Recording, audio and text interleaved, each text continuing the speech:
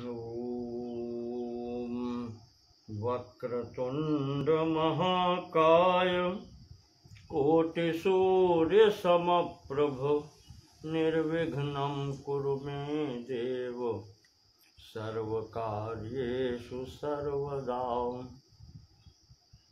यत्कृपालवमात्रेण मूको भवति पंडितः वेदशास्त्रशरीरां तां वाणीवीणाकरां भजे। ॐ योगेन चित्तस्य पदेन वाचां मलं शरीरस्य तु वैद्यकेन योपाकरोत्तं प्रवरं मुनीनां पतञ्जलिं प्राञ्जलिरानतोऽस्मि। ॐ पूर्णमदः पूर्णमिदं पूर्णात् पूर्णमुदच्यते पूर्णस्य पूर्णमादाय पूर्णमेवावशिष्यते। ओम शांति शांति शांति।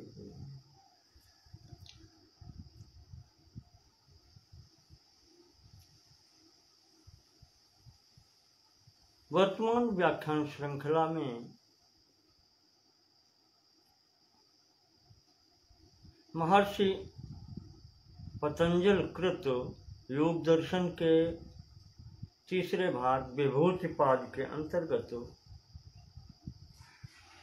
कल हम 37वें सूत्र तक पहुंचे थे।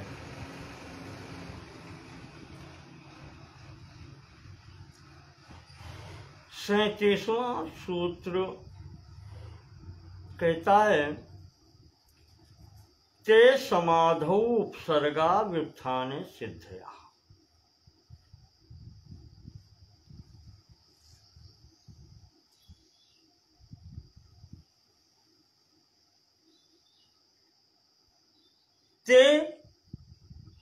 ये जो पिछले सूत्र में 6 सिद्धियां बतलाई हैं,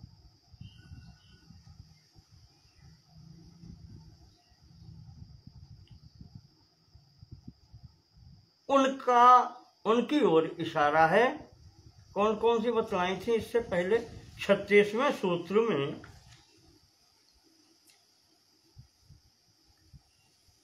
ततः प्रातिभ श्रावण वेदनादर्शात् स्वाद वार्ता जायन्ते।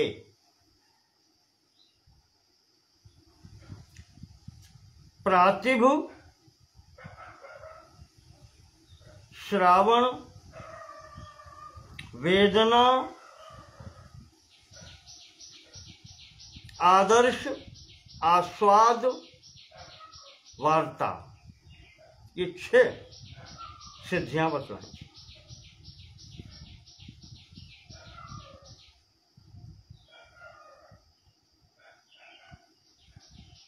और फिर इसके बाद में कह दिया कि ते समाधो उपसर्गा, इस समाज में विघ्न है, व्युत्थाने सिद्धया।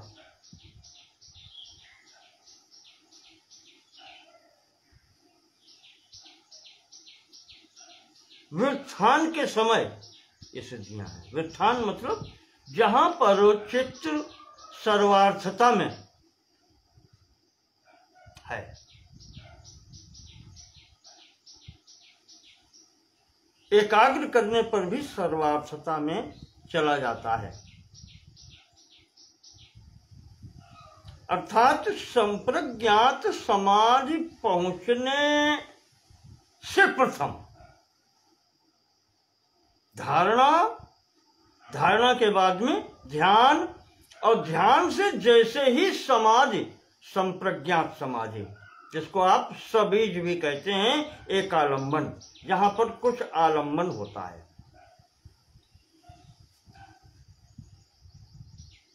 ध्यान करने वाला ध्याता, ध्यान प्रक्रिया और ध्येय जिसका ध्यान किया जा रहा है, जहां पर आलम्बन लिया जा रहा है, इस स्थिति में, संप्रज्ञात की स्थिति में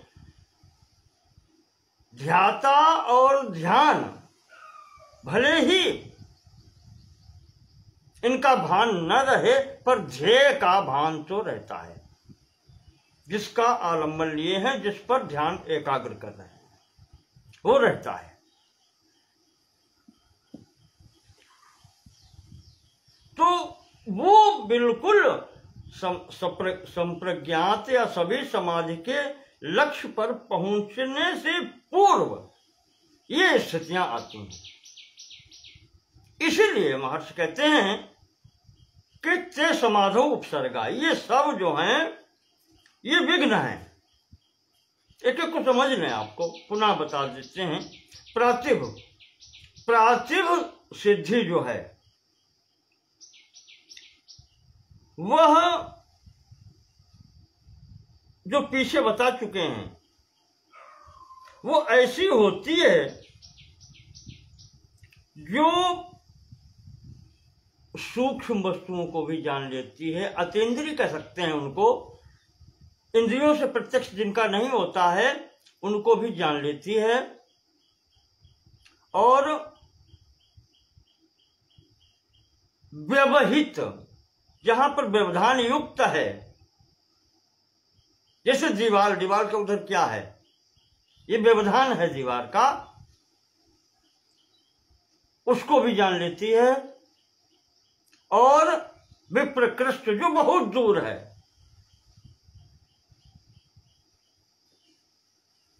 उनको भी जान लेती है। तो ये जो तीनों प्रकार की स्थितियां जो जान लेती है, ये प्रतिभा कहलाती है, और ये प्रातिभ सिद्धि है।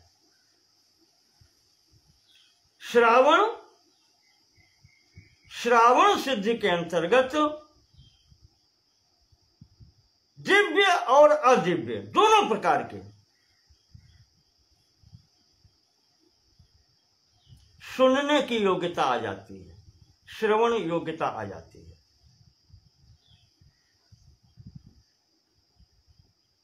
दूर तक कहीं भी स्थित हो,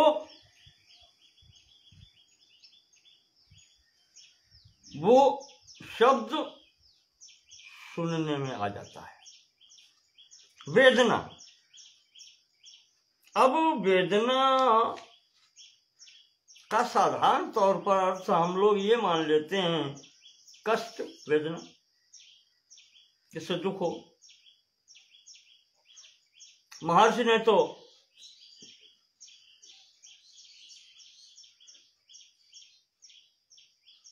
सुख और दुख दोनों को वेदना माना है।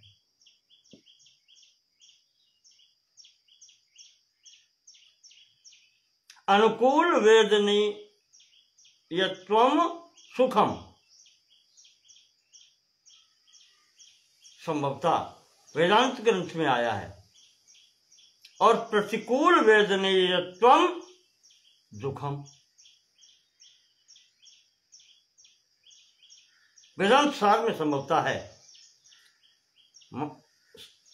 सदानंद योगेंद्र जी ने वहां पर ये दी है परिभाषाएं। अनुकूल वेदना सुख है और प्रतिकूल वेदना दुख है, दोनों को वेदना माना है। पर यहां भाष्यकार वेदना का अर्थ करते हैं वेद्यते अनया, जिसके द्वारा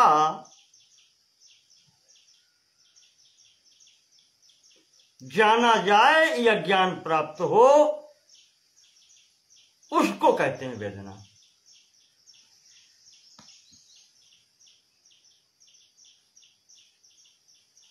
भोजवृत्ति में भोजदेव जी कहते हैं कि ये स्पर्श इंद्रिय के लिए प्रयोग किया गया है। स्पर्श इंद्रिय में जो स्पर्श इंद्रिय त्वचा आपके, इसमें स्पर्श से जो ज्ञान उत्पन्न होता है वो वेदना है।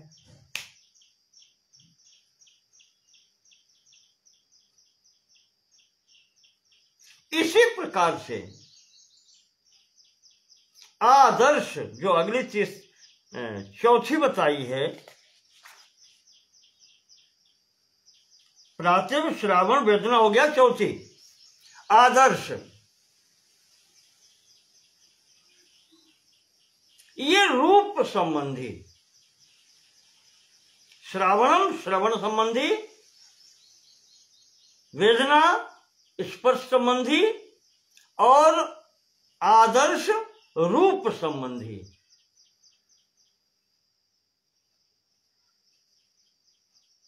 भूदेव जी इसकी भी टीका में कहते हैं असमन्तात्। आ शब्द पूर्णता के अर्थ में प्रयोग होता है। असमन्तात् दृश्यते अनुभूयते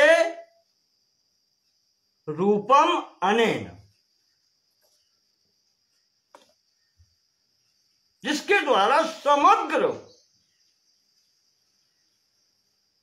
रूप की अनुभूति हो या दर्शन हो, उसका नाम आदर्श है। यानी यह नेत्र इंद्रिय से संबंधित है।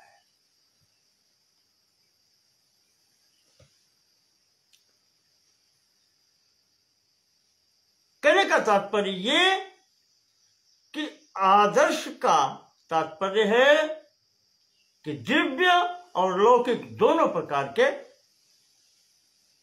रूपों को देखने की योग्यता प्राप्त हो जाना। पांचवा आता है आस्वाद। आस्वाद असमन्तात्, वही यहां पर भी लगाओ, जो समस्त स्वाद ले सके, दिव्य और लौकिक सब, उसकी योग्यता आ जाती है। और वार्ता, वार्ता शब्द की जो यहां पर दिया है,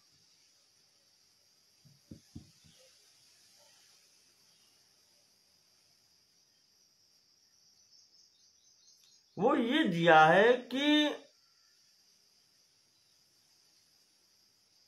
तो वर्तते गंध विषय इति वृत्ति ही। बहुत जो लिखते हैं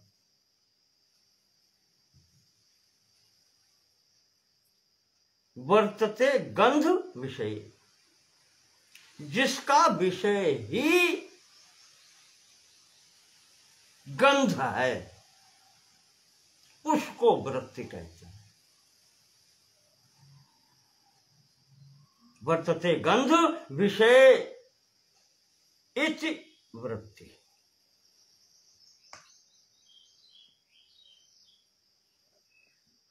वर्त धातु से इन्होंने वर्तने से, वर्तते वर्तते वर्तन्ते, उस से वर्तते गंध विषय इति वृत्ति ही। और यह वृत्ति जहां रहती है वो इंद्रिय है घ्राण इंद्रिय।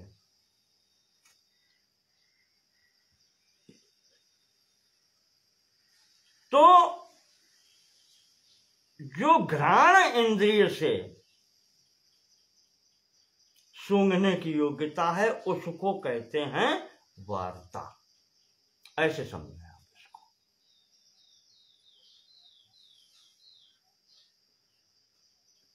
ये 6 प्रकार की स्थितियां उसे संप्रज्ञात समाधि से पूर्व प्राप्त होती है।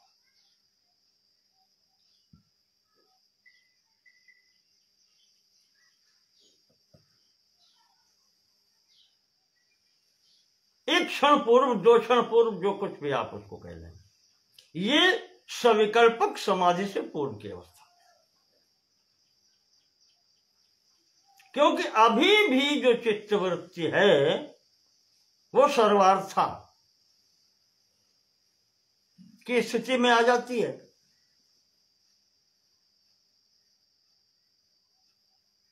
जब परिपक्व होकर एकाग्रता में आएगी तब संप्रज्ञात समाधि होगी। बल्कि संभवतः योगेंद्र जी ने, सदानंद जी ने वेदांत सार के अंतिम भाग में जहां पर उन्होंने अष्टांग योग का परिचय दिया है, वो तो ये कहते हैं कि संप्रज्ञात समाधि की स्थिति में भी चित्त वृत्ति बहक सकती है या बहक जाती है।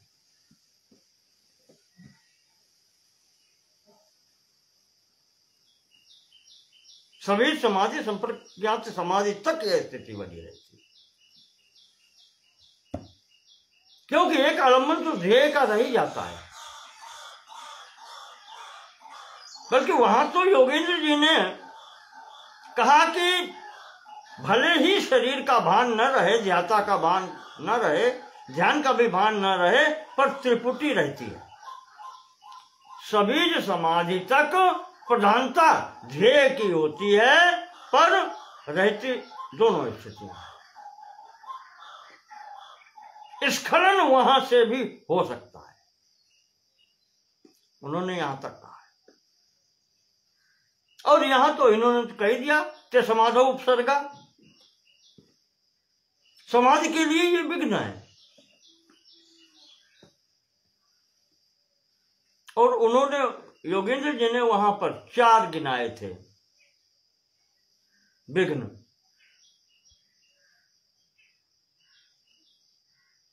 लय, विक्षेप, कषाय और आस्वाद।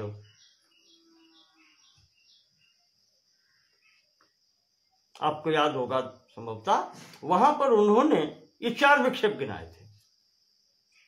लय, विक्षेप, कषाय और आस्वाद।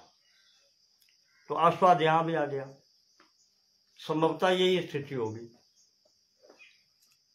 तो इस स्थिति में व्युत्थान सिद्धिया, जब चित्त भ्रमण कर रहा है इधर उधर वृत्तियों के अंतर्गत, तो ये सिद्धियां हैं।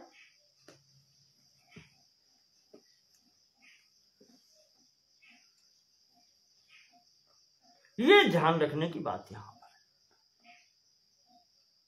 कि लक्ष्य तक पहुंचने में बाधा डालने के लिए ये यहां पर सम्मुख आती हैं। रिद्धि सिद्धि बहु प्रेरही आई।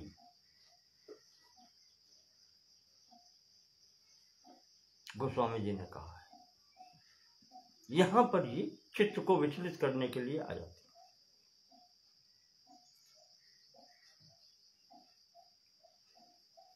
तो साधक को करना यह है कि निरंतर लगे रहना है।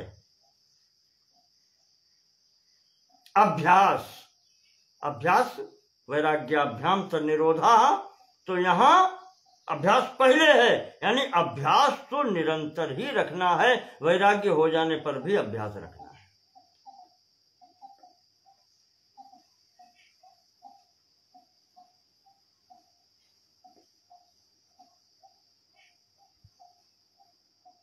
ये सिद्धियां यहां पर बताएंगी।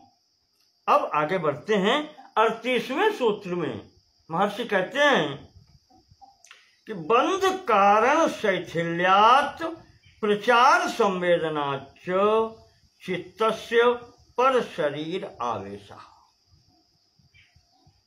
बंध कारण शैथिल्यात्, जब योगी इस स्थिति तक पहुंचता है, यम नियम आसन प्राणायाम प्रत्याहार धारणा ध्यान, होता क्या है, संप्रज्ञात समाधि तक ये शरीर बंधन शिथिल होता जाता है। आप ध्यान करके देखिएगा, उसको मनन करके आप देखें। यम का पालन, नियम का पालन, उसके बाद में आसन, उसके बाद में प्राणायाम सांसों का नियमन, फिर प्रत्याहार समस्त इंद्रियों का अंतर्मुखी करना, यानी बाहर से संबंध आप छोड़ते जाते हैं। तो प्रत्याहार तक बाहरी संबंध छूटा और उसके बाद में धारणा के द्वारा चित्त एकाग्र होने का प्रारंभ हुआ, पर अभी विक्षिप्तता चलती है साथ में। सर्वार्थता एकाग्रता, और फिर एकाग्रता की स्थिति जब बढ़ती है, सर्वावस्था थोड़ी कम होती है, तो ध्यान होता है। और फिर और जब एकाग्रता बढ़ती है तब संप्रज्ञात समाधि के अंदर पहुंचने की स्थिति होती है। तो इससे होता क्या है, जब धारणा के अंदर प्रवेश करते हैं तो ये सब जो पीछे आपको बता चुके हैं सिद्धियां, इनसे शरीर बंधन शिथिल होता है। इंद्रियां अंतर्मुखी कर दी और फिर उनको भी सूक्ष्म रूप से एकाग्र जब उन पर करते हैं तो उनका भी बंधन शिथिल होता है। प्रचार संवेदना चो, उनको चलने का स्थान कम पड़ जाता है। जिस प्रकार से स्थूल सृष्टि में भाग लेती थी इधर उधर, उससे फिर सूक्ष्मता में आने पर उनमें बंधन हो जाता है। अब भागने का स्थान कम हो जाता है। तो जैसे ही सूक्ष्मता की ओर बढ़ते चलते हैं तो उनको विचरण करने का स्थान छोटा होता जाता है। बंध कारण शैथिल्याच प्रचार संवेदनाच, जो उनका विचरण करने का स्थान है उसका कम हो जाना। चित्तस्य पर शरीर आवेशः, इस स्थिति में जब योगी पहुंचता है तो उसे दूसरे शरीर में प्रवेश करने की योग्यता प्राप्त हो जाती है। चित्तस्य पर शरीर आवेशः,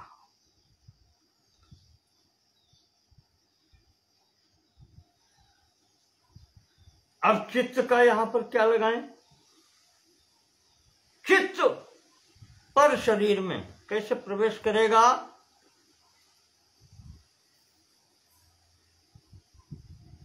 फिर आप वहीं पर विचार कीजिए। सांख्य दर्शन में जैसे कहा था प्रकृतिर महत्, और महत् से अहंकार, तो यहां पर जो संपूर्ण अंतःकरण है योग दर्शन में उसको चित्त कहा है। और उस चित्त, इसमें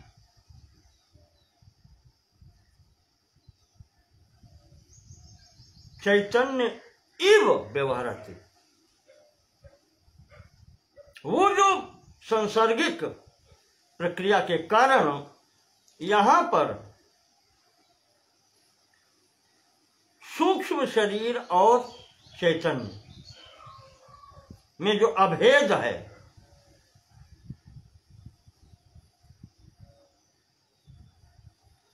वही चित्त कह लीजिए आप, अंतःकरण। क्योंकि जिसको महत् आप समष्टि रूप में महत् कहते हैं, वो व्यष्टि रूप में बुद्धि कही जाती है।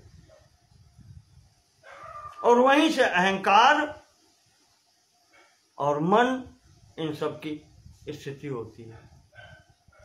उसी में मिलाकर के सब चित्त भी कहा जाता है। कोई कोई इसको मन बुद्धि चित्त अहंकार कह के अंतःकरण चतुष्टय कहते हैं। योग दर्शन में उसको ही चित्त माना गया है। तो चित्त जब पर शरीर आवेशः, तो सचैतन्य सूक्ष्म शरीर सहित प्रवेश करेगा। ये याद रख, ध्यान रखें।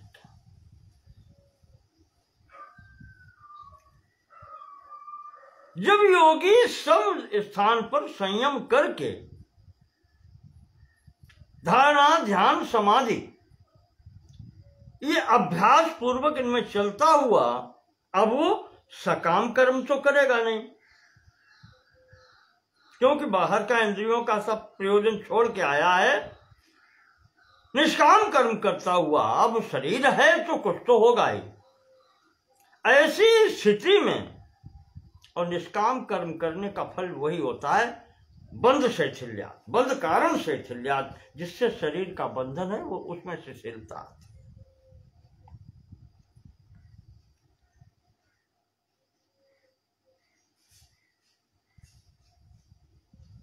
बंधन के हेतु जो है, बंधन के कारण जो है, उनमें शिथिलता आती है। और पीछे आपको बता चुके कूर्म नाड्याम, कूर्म नाड़ी में संयमन करने से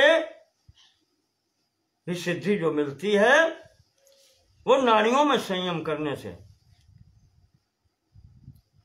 वो इतनी सूक्ष्मता कर लेता है कि वो नाड़ियों में भी विचरण करने लगता है। कूर्म नाड्याम बताया था, उसको यहां से लेकर के ऊपर तक जाने की स्थिति हो जाती है। तो ऐसी स्थिति में ये दोनों काम जब हो जाते हैं कि नाड़ियों में भी विचरण करने की स्थिति हो जाती है, शरीर बंधन शिथिल हो जाता है, इन सब वस्तुओं का में संयम करने से सब ज्ञान हो जाता है, तब उसके अंदर ये सामर्थ्य आ जाती है कि वो किसी भी शरीर में प्रवेश कर सकता है। वो जीवित शरीर में भी प्रवेश कर सकता है और वो मृत शरीर में भी प्रवेश कर सकता है। शरीर का तात्पर्य यहां दोनों शरीरों में।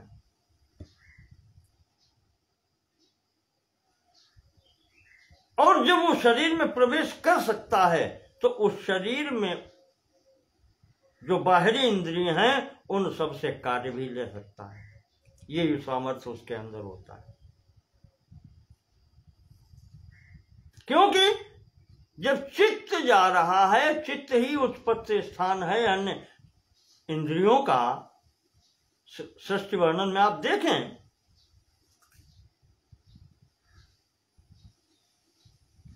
सांख्य दर्शन में मन से आगे इंद्रियां उत्पन्न होती हैं, महत् से अहंकार, अहंकार से मन, मन से इंद्रियां।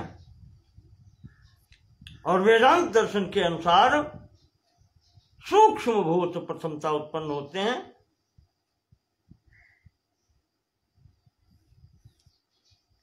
सर्वप्रथम आकाशः, आकाशा संभूता, आत्मनः आकाशा संभूता, ये वहां आया है। और उससे आके जाकर के फिर वो मन बुद्धि चित्त अहंकार चित्त आता है और फिर इंद्रियां आती हैं। तो जब ये कारण है सबका और यही जब प्रवेश करता है तो इसके पीछे समस्त अंतःकरण और इंद्रियां सब प्रवेश कर जाती हैं, सूक्ष्म इंद्रियां, और उस शरीर की बाहरी इंद्रियों से कार्य लेती हैं। ये स्थिति बनती है। पर काया प्रवेश की योग्यता प्राप्त हो जाती है। ठीक है। तो 38वां सूत्र ये कहता है,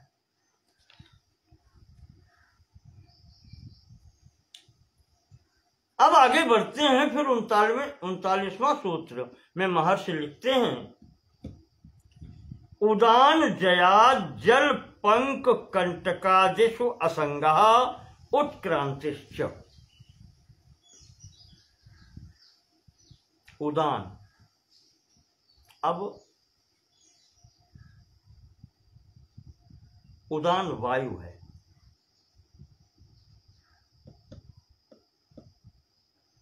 कहते हैं कि उदान वायु पर संयम करने से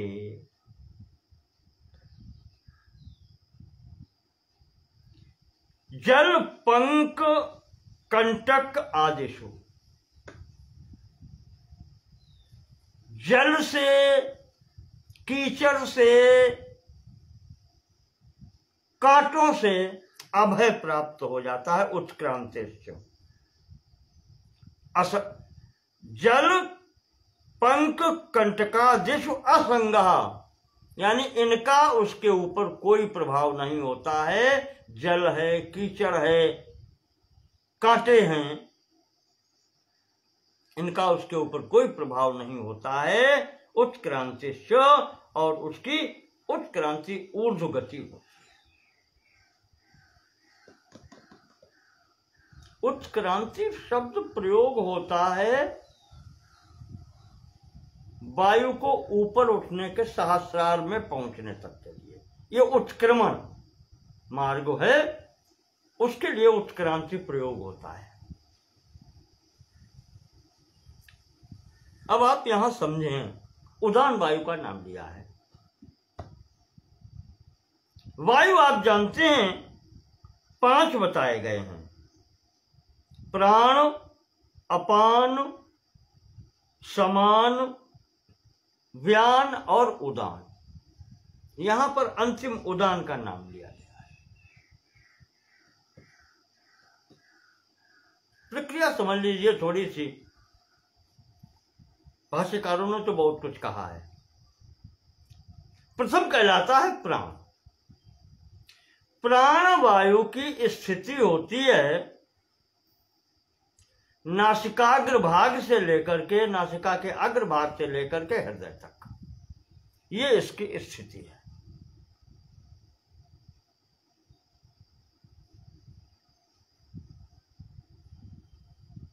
और इसके मार्ग नासिका से भी आता है, मुख से भी यही आता है। ये दोनों सिद्ध से प्राणवायु कार्य कर रही है।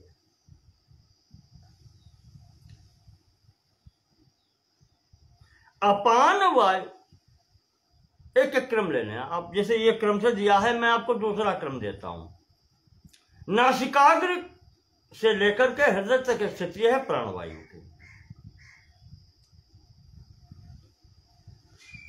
और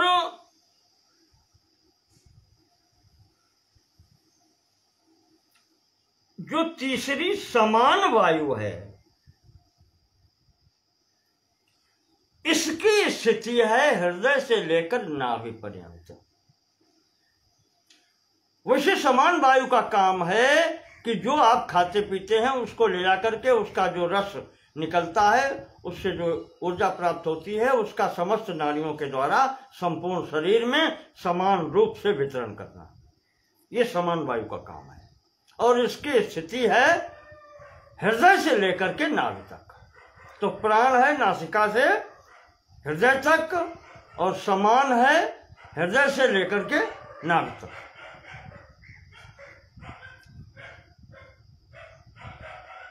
और अपान वायु की स्थिति है, ये आहार को ले जाकर के और मल द्वार से बाहर करने तक, ये समस्त स्थिति जो है ये अपान वायु की। और इसका निवास स्थान जो बताया गया है वो नाभि से लेकर के और अधो अंग तक, बल्कि कहें पैरों के तक, पाद तल, पैरों के अंतिम छोर तक इसकी स्थिति है अपान वायु की। इसका गमन जो है वो नीचे की ओर है।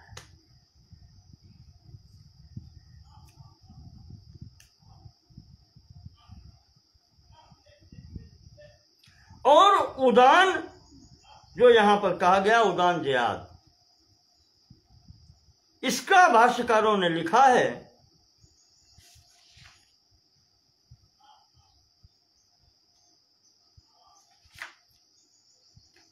कि यह कंठ में रहता है।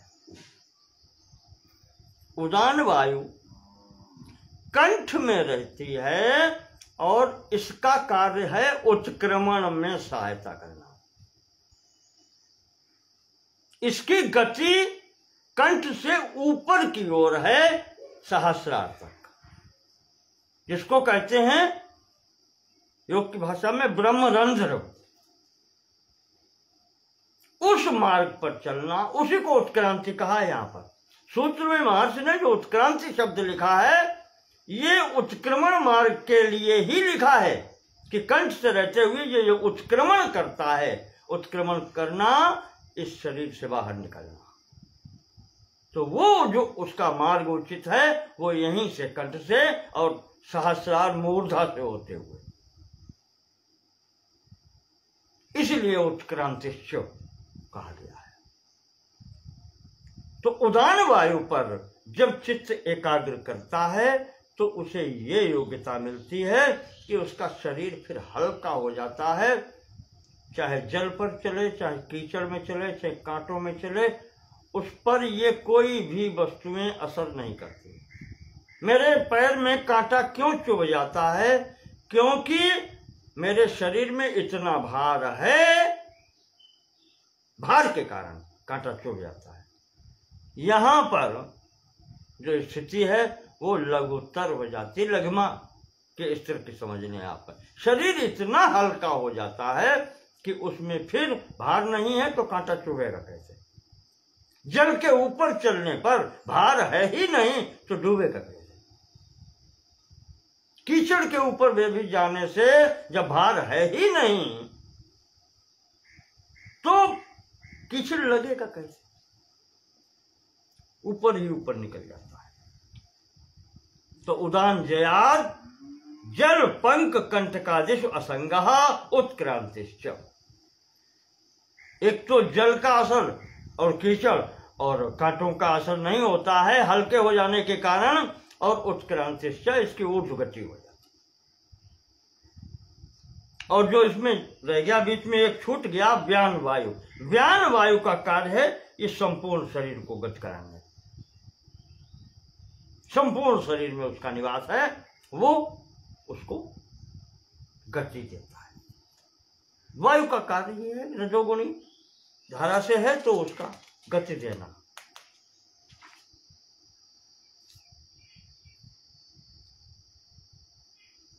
अब ये जब स्थिति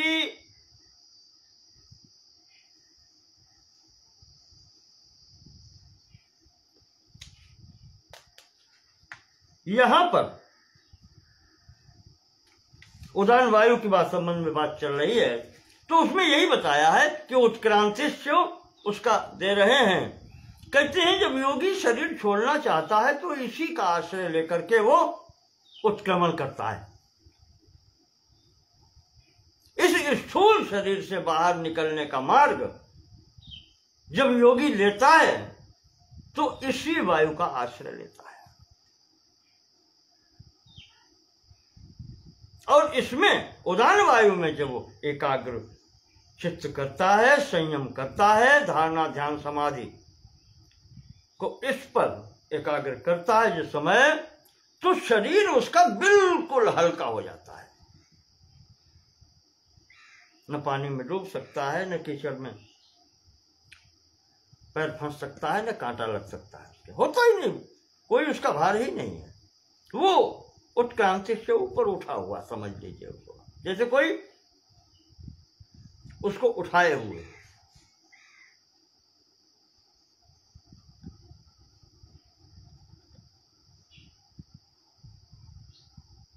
यहां पर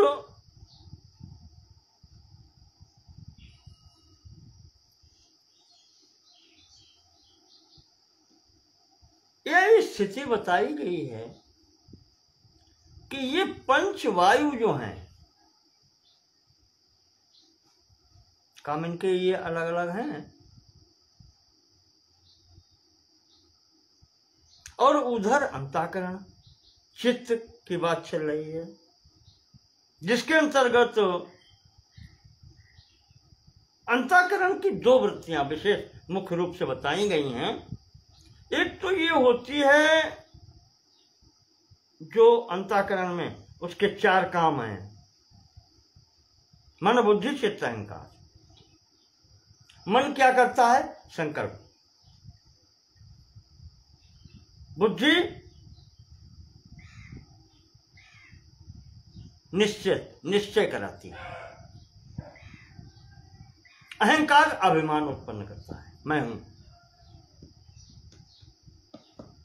और चित्त की जैसे आपको बता चुके संभवतः, यहां नहीं, उसमें वेदांत दर्शन के वेदांत सार में सदानंद जी ने भी लिखा है कि चित्त की वृत्ति, चित्त से ही, यह संभवतः इसमें भी आ चुका होगा, स्मृति।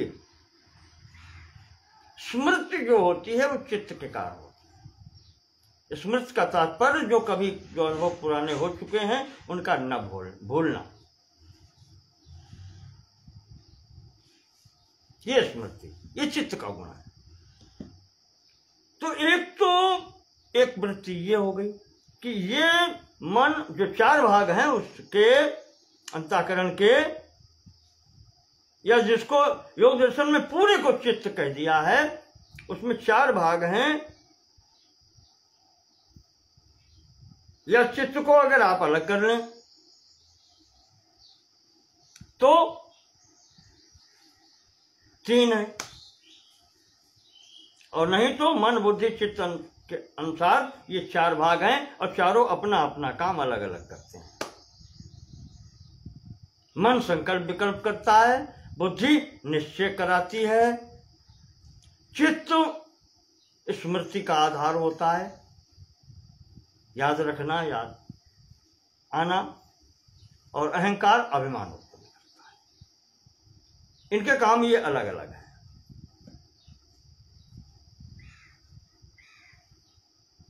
ये बाह्य वृत्तियां भी इनकी कही जाती हैं। इस पूरे अंतःकरण के इन चारों भागों का जो मिश्रित, अपनी देशी भाषा में कहें कि साझेदारी वाला जो कार्य है, वो है प्राण। ऐसा समझ। ये जो चार अलग अलग बताए, बुद्धि का कार्य निश्चय करना, चित्त का कार्य स्मृति याद आना, अहंकार का अभिमान करना, और मन का संकल्प विकल्प करना, ये इनके अलग अलग कार्य हैं। पर जब ये पूर्ण अंतःकरण एक साथ कार्य करता है तो इनका कार्य है ये पंच प्राण, ये साझेदारी वाला कार्य है, वो उनका अलग अलग कार्य है। ये दो विभाग अंतःकरण के महापुरुषों ने बताए।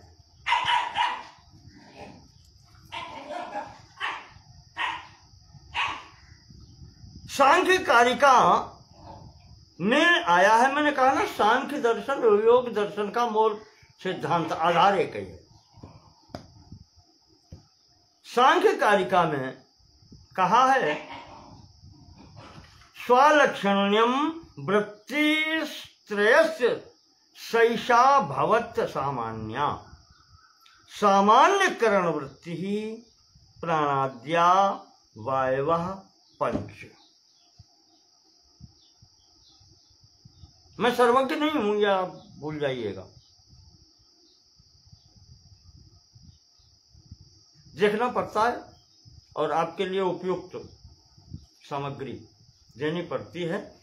तो सांख्य कारिका की संभवतः 29वीं कारिका है ये, उसमें यह आया है, वहां पर उन्होंने वृत्ति त्रयस्य, उन्होंने चित्त को अलग रखा है। तीन वृत्तियां बताई हैं, बुद्धि, बुद्धि से अहंकार, अहंकार से मन, क्योंकि उनके वहां पर जो सृष्टि उत्पत्ति है उसमें चित्त का नाम नहीं आता है। उन्होंने अंतःकरण की तीन वृत्तियां ली हैं। तो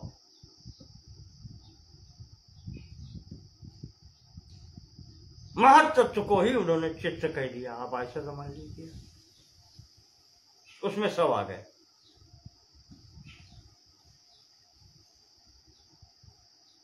बुद्धि, अहंकार और मन। तो इस कारिका में उन्होंने कहा है कि ये जो लक्षण है इनके, मन का संकल्प विकल्पात्मक, बुद्धि का निश्चयात्मक, और अहंकार का अभिमान, ये अलग अलग कार्य हैं। ये तीनों अंतःकरणों का अपना अलग अलग कार्य है। भवति असामान्य, असामान्य अलग अलग, और सामान्यकरण वृत्ति ही जब अंतःकरण पूरे की एक साथ से जो वृत्ति है, तो प्राणाद्या वायवः पंच, उससे ये पांच प्राणों की उत्पत्ति है। ये तीनों मिलकर पूर्ण अंतःकरण की कार्य ये है, ये साझा काम है।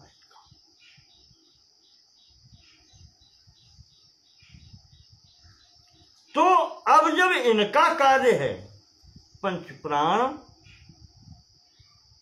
तो कार्य सदैव कारण के अधीन होता है। कार्य सदैव कारण के अधीन होता है।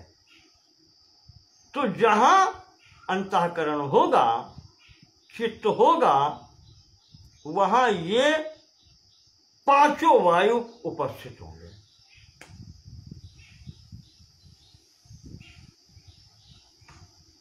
समझिएगा।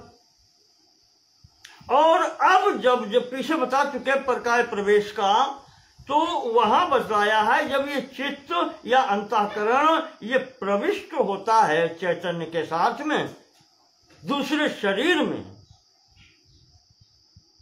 तो अब आप देखें कि ये पंच प्राण भी साथ में प्रवेश होते हैं, क्योंकि उनका ही कार्य है। तो ये उस शरीर को उसी प्रकार से चला देते हैं जैसे प्रथम शरीर में ये था।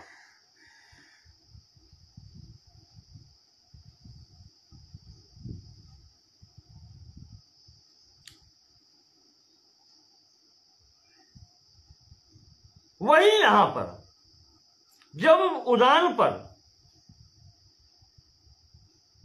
कंठ में स्थित है, इस पर एकाग्र किया गया, इस पर संयम किया गया, तो इससे उत्क्रमण जब होता है, बाहर निकलना जब होता है, तो इसकी दो प्रकार की गतियां बताई गई हैं।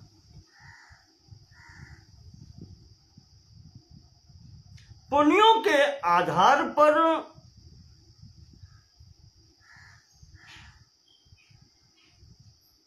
और पाप के आधार पर, या तीन गतियां कह लें, जहां पुण्य और पाप दोनों हैं। तो उत्क्रमण से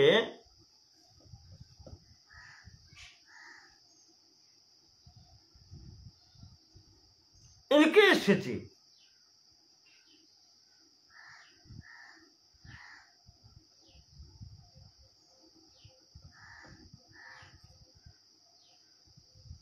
बनती है, उत्क्रमण की स्थिति बनती है।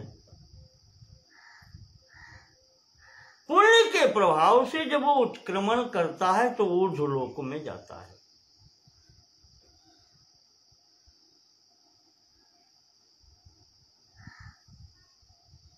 पुण्य के प्रभाव से ऊर्ध्व लोकों में, अच्छे लोकों में जाता है। अथैक योर्ध्वः उदानः पुण्येन पुण्यम लोकम नयति।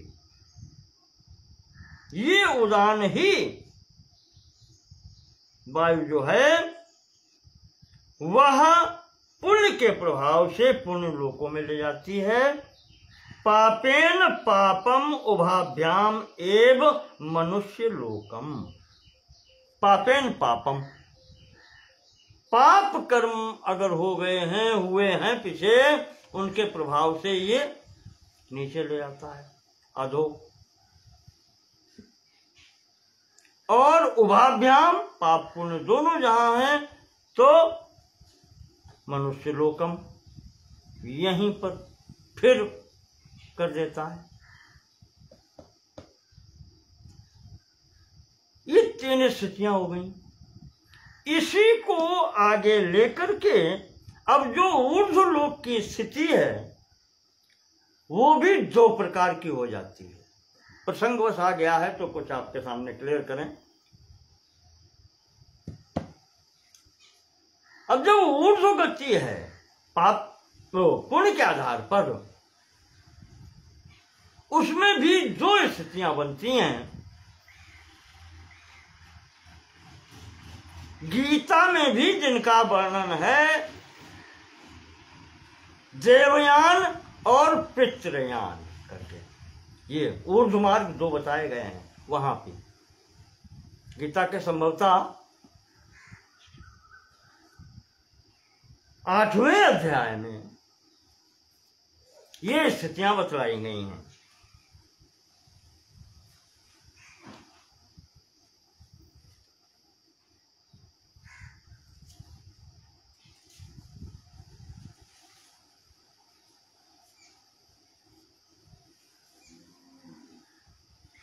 जहां आया है प्रयाण काले मनसा चलेन भक्त्या युक्तो योग बलेन शैव भ्रुवोर मध्य प्राणमावेश सम्यक स तम परम पुरुष मुपैत दिव्यम।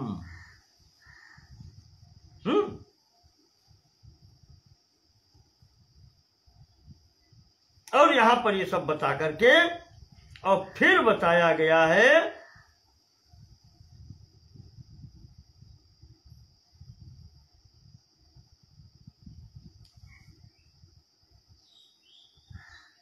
जो मार्ग बताए गए हैं, यत्र काले त्वनावृत्तिम आवृत्तिम चैव योगिनः, जिस मार्ग पर गए हुए योगी का की आवृत्ति होती है, एक मार्ग ऐसा है कि वो आवृत्ति कहने का तात्पर्य जो वापस आता है, और एक मार्ग ऐसा है कि अनावृत्तिम, जिससे फिर वो पुनः वापस नहीं आता। यत्र काले तु अनावृत्तिम आवृत्तिम चैव योगिनः प्रयाता यान्ति तम कालम वक्ष्यामि भरतर्षभ। भगवान ने कहा है वो दोनों आपको मार्ग बताता हूं, और उसमें फिर कहा है अग्निर्ज्योतिर्रः शुक्लः षण्मासा उत्तरायणम् तत्प्रयाता गच्छन्ति ब्रह्म ब्रह्म विदो जना। गीता 8वें अध्याय का 24वां श्लोक। ये उनकी स्थिति है जो अनावृत्ति वाले हैं, जो वापस नहीं आते।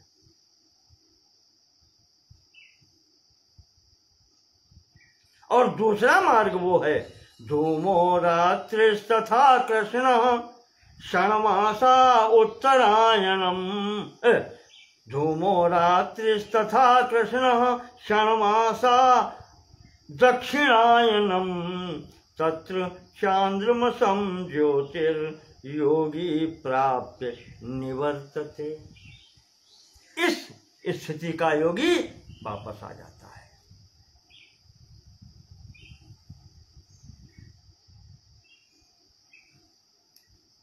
तो शुक्ल कृष्ण गति हेते जगतः शाश्वते मते एकया याति अनावृत्तिम अन्यया आवर्तते जगत। एक मार्ग ऐसा है जिससे वापस आना नहीं होता है, ये देवयान कहलाता है। और दूसरा मार्ग जो है जिससे पुनः यहाँ आना हो जाता है वो पितृयान कहलाता है। तो उदान वायु पर संयम करने से जब उत्क्रमण होता है तो उनकी स्थिति फिर इस प्रकार से।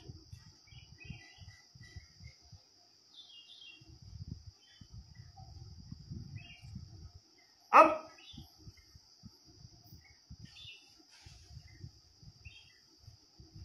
पितृयान कब प्राप्त होता है, देवयान कब प्राप्त होता है?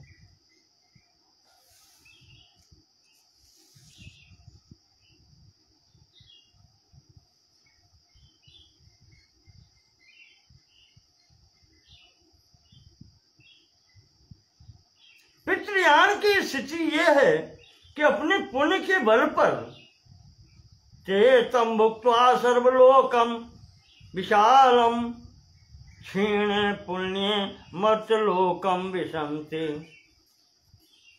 अपने अकाउंट में जितना इकट्ठा किया था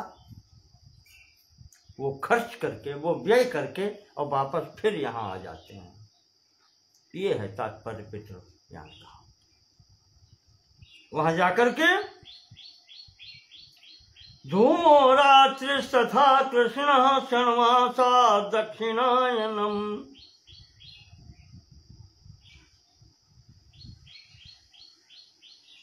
यहां पर धूम या रात्रि या अंधकार जो कुछ भी कहते हैं उसको आप अज्ञान से मिश्रित कह लीजिए। अंधकार वो कहलाता है जहां पर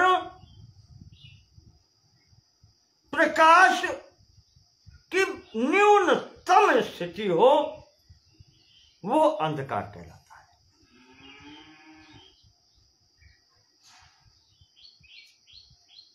जहां पर प्रकाश की न्यूनतम स्थिति, वो अंधकार,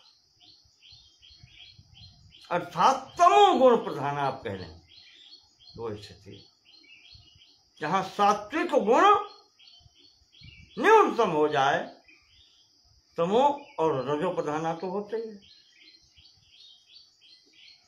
उस स्थिति में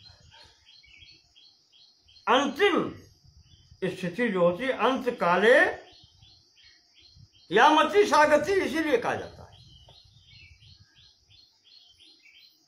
जिसको भगवान ने यहां पर कह दिया, भाई आपको बताया प्रयांत काले, प्रयाण काले मनसा चले ना, प्रयाण काल की स्थिति है।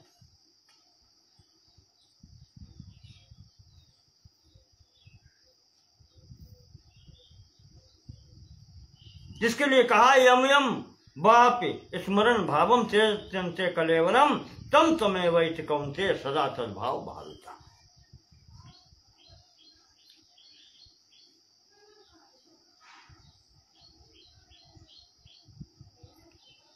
तो पितृयान में आप इस तरीके से एक साधारण भाषा में समझें कि जो व्यक्ति सकामी हैं, कामना पूर्वक पुण्य एकत्र करते हैं, वो अपने उन पुण्यों के द्वारा अर्जित किए हुए लोकों को भोग करके और पुनः क्षीण पुण्य मर्त्यलोकम विशंति। और इनकी गति इस प्रकार से बताई गई है। ये धूम्र का, धूम्र आप कह लें यज्ञादि में यज्ञादि करके, उस धूम्र का सहारा लेकर के, और ये जाकर के कृष्ण पक्ष और दक्षिणायन, दक्षिणायन का तात्पर्य जब सूर्य कर्क राशि से लेकर के धनु राशि तक रहते हैं, इस समय ये जाकर के वहां पर चंद्रलोक में तदा चांद्रमसम ज्योतिर योगी प्राप्त निवर्तते, चंद्रलोक के द्वारा जाकर के योगी और वहां पर सब सुख भोग करके पुनः वापस आ जाते हैं। और इसके विपरीत स्थिति में जो निष्काम कर्मयोगी हैं, वो जो कार्य करते हैं वह दूसरे मार्ग से,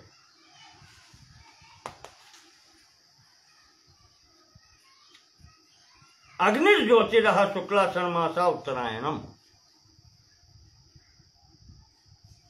निष्काम भाव से कार्य करते हुए और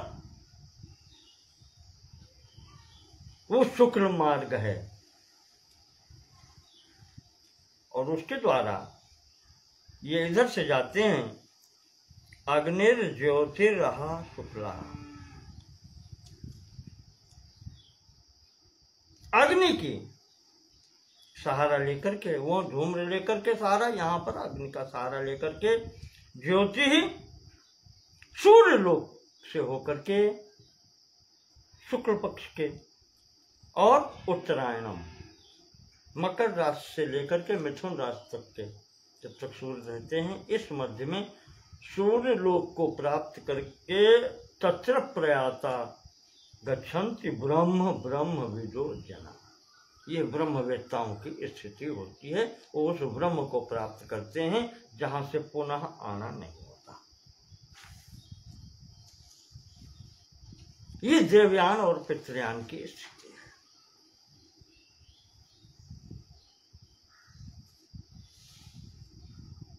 तो जिनका आना नहीं होता,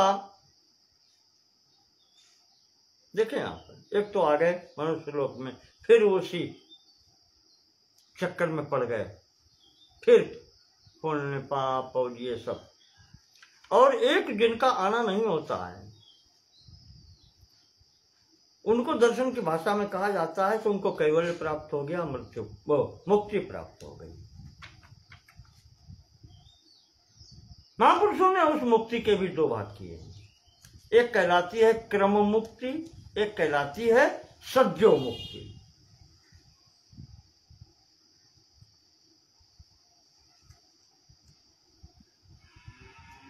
ऐसे योगी जो ब्रह्म साक्षात्कार कर तो चुके हैं,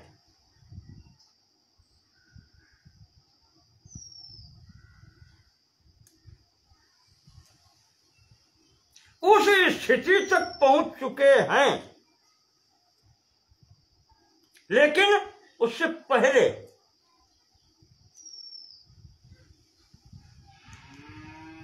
ही यहां से चल दिए।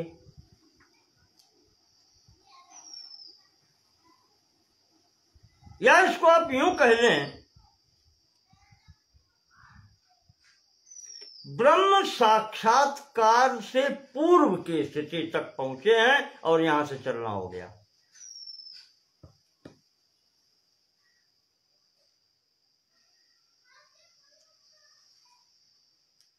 तो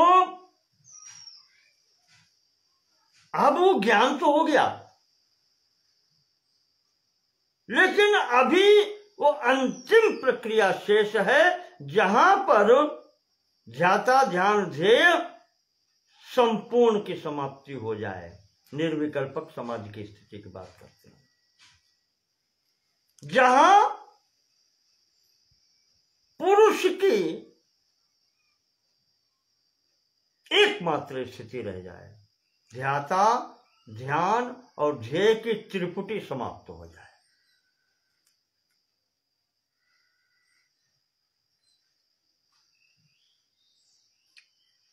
यत्र न संप्रज्ञायते किंचित, जहां फिर कुछ और रहे ही नहीं, मैं ही मैं रह जाता हूं, वो मैं का भाव भी समाप्त है। उससे पूर्व अगर यहां से उत्क्रमण हो गया, ये स्थिति क्रम मुक्ति में आती है। तो उनकी स्थिति ये होती है कि ये यहां से जाकर के देवयान मार्ग से सूर्यलोक भेदन करके ब्रह्म को जब प्राप्त होते हैं, तो वहां जब स्थिति पहुंचती है और उसके बाद में जब ब्रह्म साक्षात्कार होता है, तब भिद्यते हृदय ग्रंथिर छिद्यन्ते सर्व संशया, और तब वहां पर तस्मिन् दृष्टे परावरे ये स्थिति हो जाती है। और वो स्थिति है यतो वाचो निवर्तन्ते अप्राप्य मनसा सह आनंदम ब्रह्मणो विद्वान न बिभेति कुतश्चित्। ये स्थिति वहां पर हो जाती। और सद्यो मुक्ति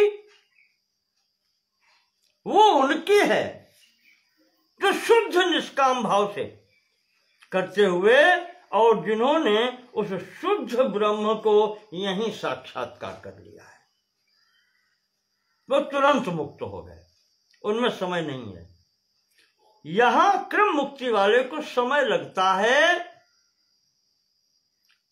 समय से पूर्व ही वो यहां से अगर चल दिया तो वहां जाकर के उसकी सिद्धि होती है।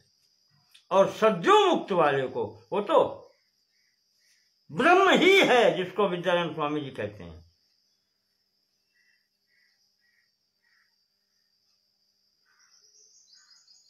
यो अकामो निष्काम आप्त काम आत्म कामो न तस्य प्राणा उत्क्रामन्ति। उपनिषद कह रही है, क्या होता है, उसके प्राण उत्क्रमण करके कहीं भागते नहीं है, वो यहीं ब्रह्मैव सन ब्रह्माप्येति, वो स्वयं ही ब्रह्म स्वरूप होकर के और यहीं ब्रह्म में लीन हो जाता है। यह है सद्यो मुक्ति।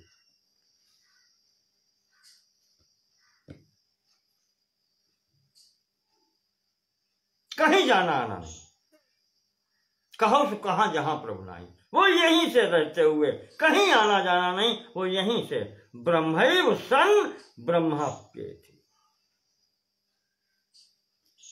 ब्रह्म स्वयं ब्रह्म होकर के ब्रह्म को प्राप्त कर लेता है।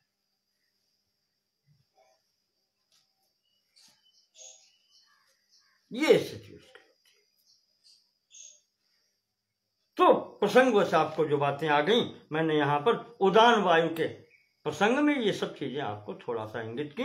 उदान जया जल पंकज जल पंक कंटकादिषु असंगा उत्क्रांतिश्च, उत्क्रांति भी इसी से होती है ये लघुता आ जाती है, बिल्कुल हल्का हो जाता है।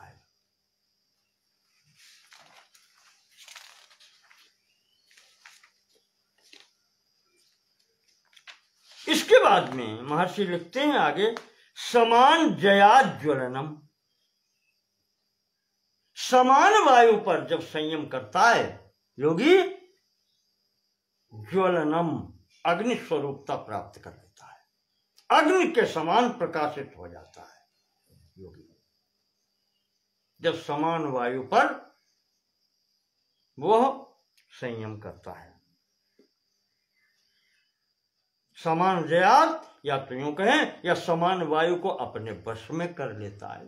जय का मतलब ये संयम से ही वश में करना होता है। तो इससे उसका जो शरीर है वो ज्वलनम, बिल्कुल अग्नि के समान प्रकाशित हो जाता है, दीप्तमान हो जाता है।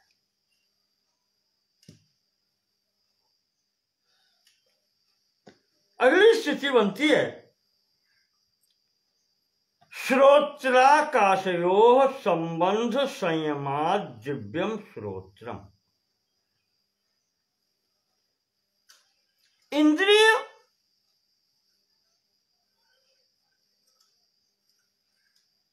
और उसका हेतु जो तत्व है, आकाश तत्व के द्वारा जो प्रधानता से इंद्रिय होती है, वो कौन से? श्रोत्र, कर्ण इंद्रिय। तो कर्ण इंद्रिय और आकाश के संबंध पर जो ध्यान केंद्रित करता है, जो संयम करता है, जो चित्त एकाग्र करता है, संबंध संयमात, श्रोत्र आकाशयो संबंध,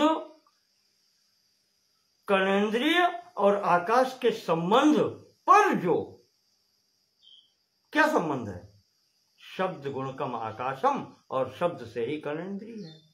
तो उस संबंध पर संयमात, उस पर संयम करने से दिव्यम श्रोत्रम, वो दिव्य श्रोत्र हो जाता है, अर्थात वो दिव्य वाणियां सुनने लगता है, दिव्य शब्द उसको सुनाई पड़ने लगते हैं।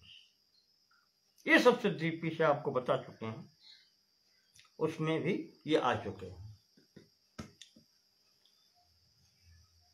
पीछे जो बताया नहीं, प्रातिभव, उसमें सब बताया था। अभी उसमें श्रावणा और वेदना और वार्ता, ये सब आ चुके हैं, पीछे आ गए।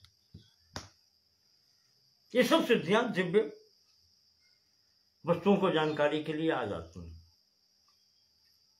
आगे महर्षि लिखते हैं, कायाकाशयो संबंध संयमाल लघु तूल समापत्ते चाकाश गमनम। ये काया जो है, शरीर, और आकाशयो संबंध, शरीर और आकाश के संबंध पर अगर संयम किया जाए, संयमात, इन पर संबंध करने पर लघु तूल समापत्ति, या जो हल्का सा हल्का पदार्थ है, लघु पदार्थ, तूल समापत्ति, जैसे रुई, उस पर संयम किया जाए। शरीर और आकाश पर संयम करके किया जाए, या फिर हल्के से हल्की वस्तु, पीछे नहीं बता चुके, बलेन बलनाम हस्ती, हाथी के बल पर अगर करेंगे तो हाथी वाला बल प्राप्त हो जाएगा। उसी प्रकार से रुई जो तूल है, इस पर जब संयम करेंगे तो लघुता आ जाएगी शरीर में, वही हल्कापन हल्के से हल्का हो जाएगा, और जिसका परिणाम ये होगा आकाश गमनम। ऐसा योगी फिर आकाश गमन कर सकता है, किसी आधार की आवश्यकता नहीं है, वो आकाश मार्ग में विचरण कर सकता है, इतना हल्का हो जाता है। पीछे कह चुके हैं कि वो उड़ान वायु पर जब वो करता है तब जल, पंख और कंटक इनसे मुक्त हो जाता है, इतना हल्का हो जाता है। और यहां तो आधार से संबंध ही छूट जाता है, फिर वो आकाश में गमन कर सकता है। वहां जल पर पैर रखने से नहीं डूबेगा, कीचड़ में पैर नहीं लगेगा कीचड़, और कंटक नहीं चुभेगा, हल्का। और यहाँ उससे भी हल्की स्थिति है, उससे भी सूक्ष्म स्थिति हो गई। अब वो पक्षियों की भांति, पक्षी क्या कहें, उसी प्रकार से सूक्ष्म शरीर के अनुसार वो वहां पर आकाश गमन कर सकता है, आकाश गमन की सिद्धि उसको मिल जाती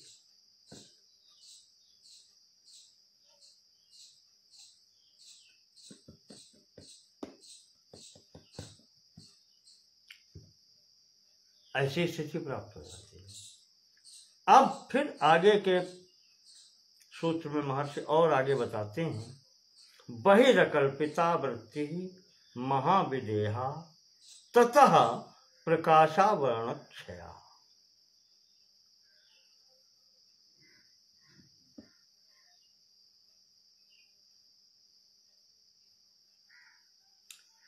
बहि अकल्पिता वृत्ति,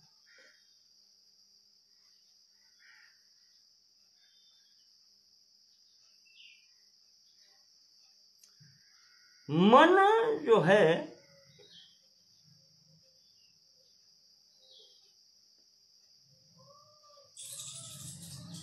या चित्त को बाहर शरीर से कल्पित कर लेना या एकाग्र कर देना,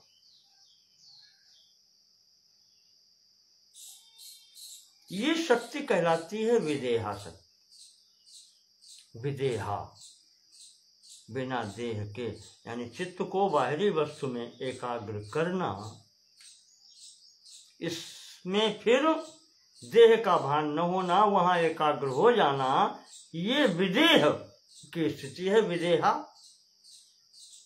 बिना शरीर के शक्ति वो बाहर है, बाहर स्थित है।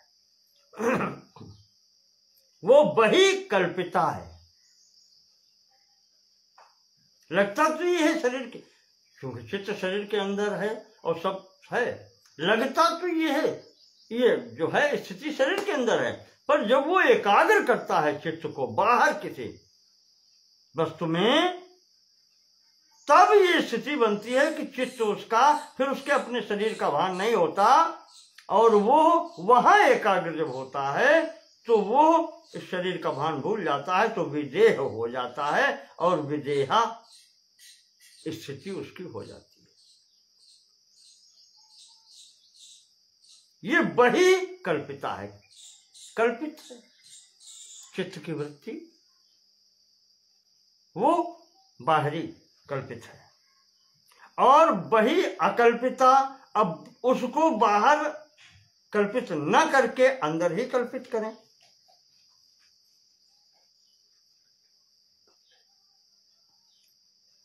अर्थात मन तो एकाग्र करें, पर वृत्ति अंतर ही रहे, अंतर ही उस पर एकाग्र करें। ये क्या होता है, वो स्थूलता है बाहर की, और अब जब अंतर में सूक्ष्म बहिरिंद्रिय न होकर अंतर्मुखी इंद्रिय है, और वहां जब कर रहे हैं एकाग्र, तो यह इसको अंतःकल्पिता कह लें या बहि अकल्पिता कह लें। वो जब स्थिति होती है उसको कहते हैं महाविदेहा। विदेहा नहीं, महाविदेहा। और उसका संयम करने का, उसका परिणाम ये होता है ततः प्रकाशावरण क्षय।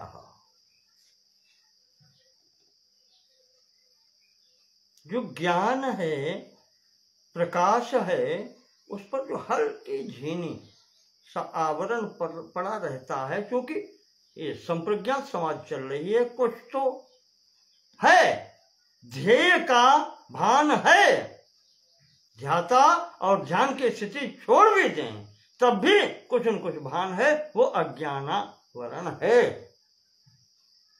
या प्रकाश के ऊपर आवरण है, वो क्षीण होता है, आवरण क्षीण हो जाता है।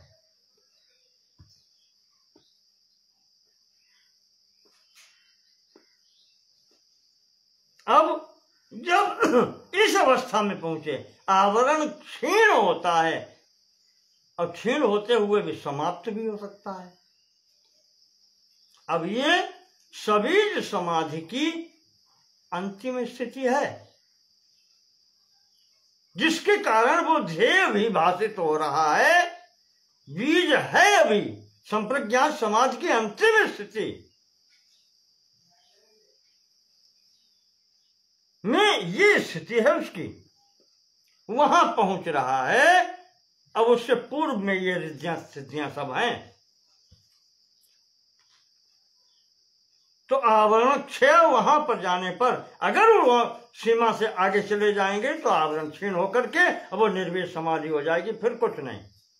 पर उससे उसी स्तर पर ये सब स्थितियां आती हैं और महर्षि लिखते हैं कि स्थूल स्वरूप सूक्ष्मान्वयार्थ वक्तु संयमाद्भूत जया।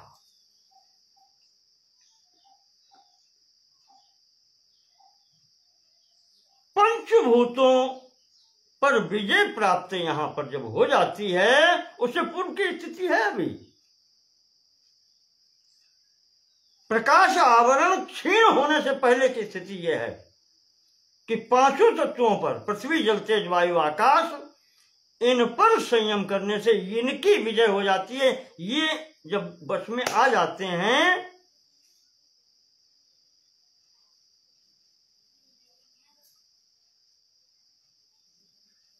या यहां पर तो भूत जया है ये लिखा है, परिणाम नहीं दिया। यहां इस सूत्र में कहा है कि वहां इसको केंद्रित करने पर, संयम करने पर चित्त के द्वारा इन सब पर, पांचों तत्वों पर विजय पाई जाती है। अब इसके यहां पर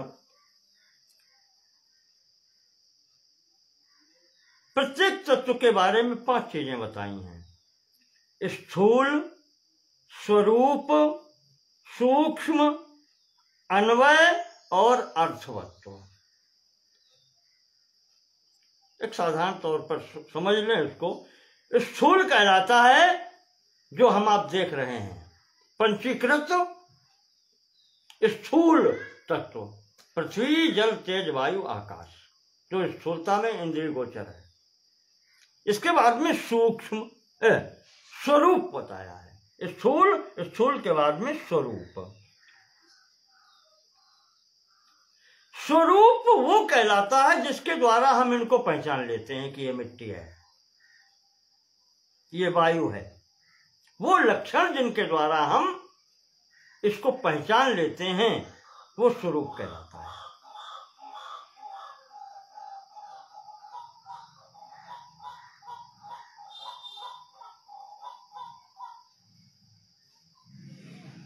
दिखलाई कुछ नहीं पड़ता, पर यहां पर स्पर्श प्राप्त होता है तो हम कहते हैं हवा चल रही है, वायु। ये स्वरूप है। हवा का स्वरूप पहचान लेना, ये स्वरूप। इसके बाद में सूक्ष्म। सूक्ष्म की स्थिति है अपंचीकृत भूत, कह लें आप उसको वेदांत की भाषा में। अपंचीकृत भूत यानी तन्मात्रा कह लें। शब्द, स्पर्श, रूप, रस, गंध, ये सूक्ष्म तत्व हो गए। इसके बाद में अन्वय रूप। अब इनके भी कारण कौन से हैं जो इसमें प्रत्येक तत्व में हैं? वो तीनों गुण हैं, सतोगुण, रजोगुण और तमोगुण।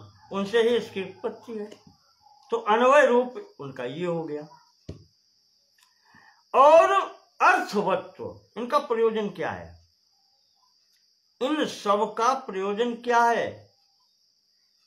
वही है जब मूल में पहुंच गए आप सतोगुण तमोगुण रजोगुण की स्थिति वाले में, तो प्रकृति हो गई। और प्रकृति का मूल अर्थवत्व क्या है, प्रयोजन क्या है? पुरुष को या तो भोग देना या अपवर्ग देना, मोक्ष देना। भोग और मोक्ष देना ही इन समस्त तत्वों का और इनका प्रयोजन है, अर्थवत्वता है। तो प्रत्येक तत्व में ये 5-5 चीजें हैं लगी हुई। इस प्रकार से इसको आप 25 गुण भी कह सकते हैं। 25 स्थितियां बन जाती हैं। पांचों भूतों के अपने अपने ये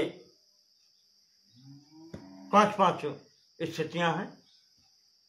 स्थूल, स्वरूप, सूक्ष्म, अन्वय और अर्थवत्व। तो 5×5 = 25 ये हो गए।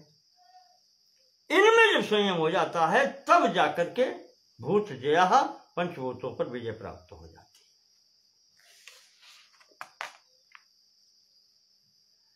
और ये जब स्थिति हो जाती है तो अगले सूत्र में महर्षि कहते हैं, ततो अनिमादि प्रादुर्भावः काय संपत् तद्धर्मान विघातश्च।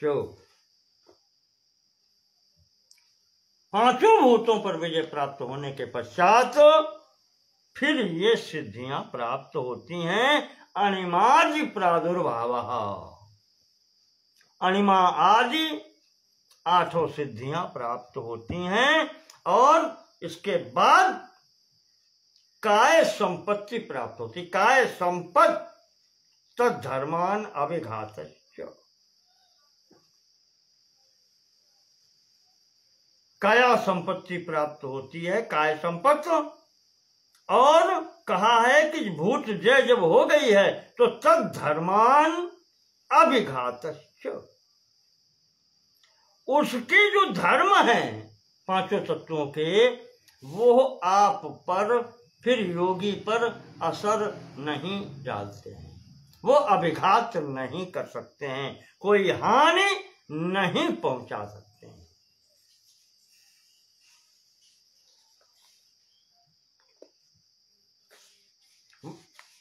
तो जिस स्थिति में ये पांचों भूत आपको किसी प्रकार की हानि नहीं पहुंचा सकते हैं, वही काया संपत्ति कही जाती है। या ये दो मान के चलो आप, काया संपत्ति और तद्धर्मान अभिघातश्च। तद्धर्मान अभिघातश्च यानी यहां पर 3 परिणाम बताए गए हैं कि संपूर्ण भूतों पर विजय प्राप्त कर लेने पर फिर अनिमादि सिद्धियां आती हैं। अब आप देखें यहां पर ये बिल्कुल बॉर्डर की स्थिति है, सीमा की स्थिति है, जहां से योगी संप्रज्ञात से अब असंप्रज्ञात पर जाने वाला है। उस संप्रज्ञात की अंतिम स्थिति में ये स्थितियां रिद्धि सिद्धि बहुप्रेरणी आई। अनिमादि 8 सिद्धियां, अनिमा, महिमा, लघिमा, प्राप्ति, प्राकाम्य, ईशित्व, वशित्व और कामावसायिता। कल मैंने आपको बताया था श्रीमद् भागवत में 11 स्कंद के 15वें अध्याय में ये सब भगवान ने उद्धव को बतलाई है, उनका विवरण भी दिया है। ये बिल्कुल संप्रज्ञात समाधि की अंतिम अवस्था की स्थिति है, चरम अवस्था की स्थिति है। फिर उसके बाद में असंप्रज्ञात निर्वेद समाधि की स्थिति हो जाएगी। तो वहां पर ये 8 सिद्धियां प्राप्त होती हैं, काया संपत्ति प्राप्त होती है और संपूर्ण भूतों से उत्पन्न कोई भी बाधा योगी को नहीं होती। कोई किसी प्रकार का वो चोट नहीं कर सकते, हानि नहीं पहुंचा सकते। अब मेरे विचार से इसको यहीं स्थगित करते हैं 45वें सूत्र पर। सोचा तो 50वें तक पहुंचेंगे, पर समय पर्याप्त हो गया है। तो अब इससे आगे काया संपत्ति के बारे में आया है। काया संपत्ति क्या होती है उसके बारे में फिर अगले अंक में बतलाएंगे, कल देखेंगे उसको।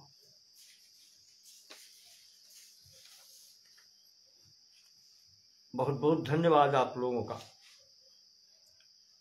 आज का विषय यहीं पर स्थगित करते हैं। नमो नमः। धन्यवाद।